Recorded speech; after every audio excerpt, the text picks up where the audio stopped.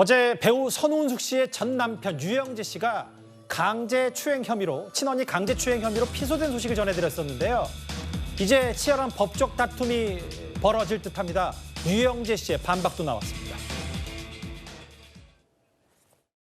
죽어도 지워지지 않을 형벌과 같은 성추행이란 프레임을 유영재에게 씌웠습니다. 내가 이대로 죽는다면 더러운 성추행이 사실로 끝날 것이므로 법적 다툼을 하게 됐습니다.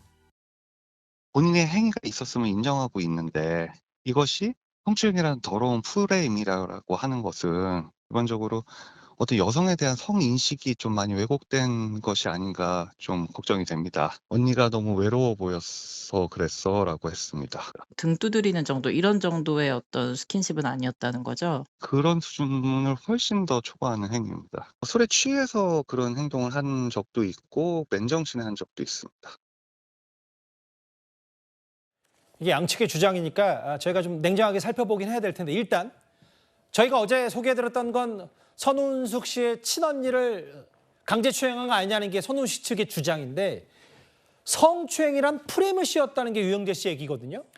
그러니까 유영재 씨 얘기는 이겁니다. 본인이 이 강제추행으로 보이는 어떤 사실관계 자체에 대해서 뭐 부인한다기보다는 강제추행할 고의가 없었다라고 지금 얘기를 하면서 이게 뭐 프레임을 자기가 쓴 것이고 자기는 억울하다 이런 식으로 얘기를 하면서 지금 법적 다툼을 진행할 것이다 이렇게 자기의 어떤 개인 방송에서 얘기를 했는데 지금 현재 이 영상은 내려간 상태라고 합니다. 지금 확인이 되지 않고 있는 상태라고는 하지만 이 영상을 한번 올렸다는 거예요.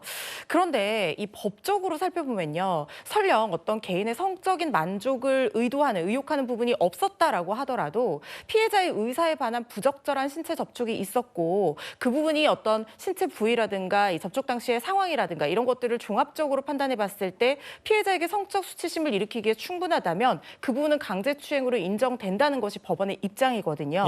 그런데 지금 유영재 씨는 고의를 부인을 하고 있는 것이고 선우은숙 씨 측 변호인은 그 사실관계 자체를 인정하는 녹취가 있고 그 대신에 외로워서 그랬다라는 어떤 의도를 얘기를 했다라고 얘기를 하고 있는 지금 공방을 벌이는 상태지만 말씀드린 판례의 입장 때문에 유영재 씨가 이 강제추행으로 처벌받을 가능성은 상당히 높다라는 생각이 듭니다. 근데 이제 이 부분이 있잖아요. 녹취록이 있다는 거예요. 친언니의 녹취록. 그러니까 너무 외로워 보여서 그랬다면서 유영재 씨 측이 인정했다. 이 녹취에 대해서는 저희가 어떻게 받아들이면 될까요?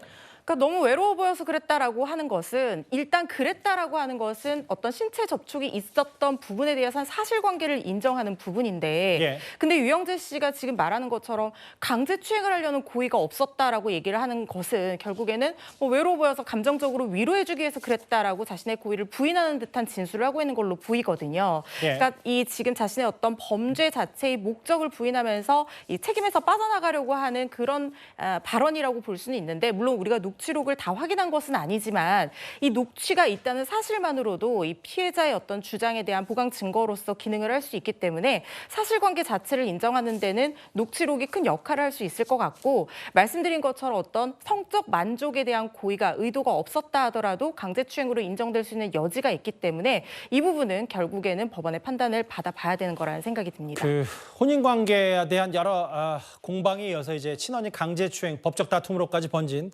선우은숙 씨와 유영재 씨 관련 얘기 저희가 속보성으로 만나봤습니다. 지금까지 들어온 여러분들의 목소리를 만나볼 차례죠. 첫 번째 댓글입니다. 구체적인 주장이 오히려 발등을 찍는 격 아니냐 아마 이화영 전 부지사 측 비판하신 것 같고요. 법을 화장실 종이만도 못하게 만드는구나. 하나라도 결렬하시기다 무차별 의혹 제기 아니냐라고 하신 것 같습니다. 한동훈 전 위원장 본인은 가만히 있는데 모두 추측들 얘기에 난리 났네라고 하셨고요. 하나 더 보겠습니다. 오늘 4개만 보겠습니다. 앞으로 나가야지 왜 다시 뒤로 가려고 하는지 여러 의미심장한 얘기인 것 같은데요. 알겠습니다. 댓글 4개 모두 감사드립니다. 댓글 정리하고요. 저희가 하나 바로잡을 게 있습니다.